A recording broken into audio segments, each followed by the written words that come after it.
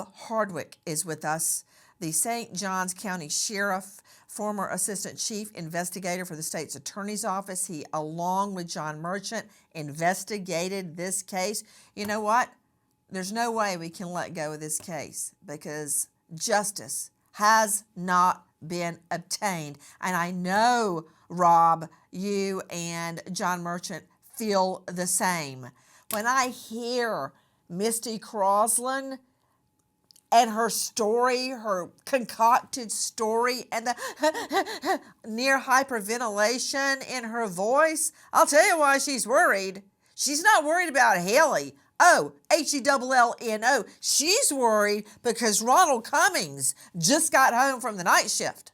And he's like, what the F? Who comes in and steals a baby out of the house in the middle of the night and you slept through it? And he's right. It's BS. I mean, you had to do a backflip when you heard this story for the first time, Hardwick. Sure, Nancy. And the time, she opened her mouth, of course, on February 10th at 3 a.m. in the morning time, and she has lied every single time that she's opened her mouth since then. And with that being said, we have dumped so many resources in this case since 2009 because of her inconsistencies, her lies, her cover-ups, when we could have maybe got Haleigh back in the early hours and recovered her if she would have been truthful. But she has led us down every single wrong path, lying, bringing us to sites where bodies have been dumped, where we searched, divers were in the water in these creeks at Shell Harbor Marina, found alligators' teeth and fingernails and toenails in there looking for Haleigh. But again, she's since the time she opened her mouth, Nancy, she's been a repetitive and a compelling liar, and she does it to this day while she's serving a prison sentence.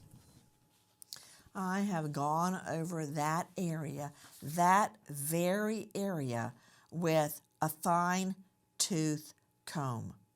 I have looked through every location that has ever been mentioned, and you're right. Joining me also, in addition to Rob Hardwick, St. Johns County Sheriff, John Merchant, former lead detective in this case, is a very special guest as well, Terry Shoemaker. He is the lawyer for Ronald Cummings. That's Haleigh's bio dad that's out. And I verified this myself. Out working at night, trying to support his family, literally punching a clock. Have you ever had to do that? Because I had. At Sears and Roebuck. You punch the clock to show exactly when you go in and when you leave. I hear Ronald in the background raising teetotal hell. How in the world could somebody come into the house and steal my daughter on your watch? And that's why Misty Croslin was so hyped up. Yeah, absolutely. I mean, we all know that Ronald was at work that night. He was never a suspect because his whereabouts were always verified.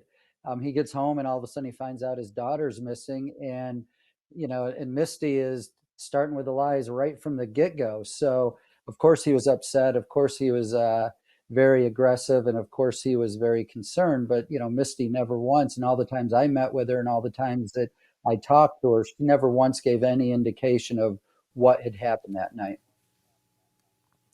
The story's changing about what happened to 5-year-old Haleigh Cummings. And I know that Ronald Cummings, the bio dad, has had a lot of ups and downs. But as I've told many a jury, what do you want on the witness stand? A nun, a priest, a virgin? Because I don't have that.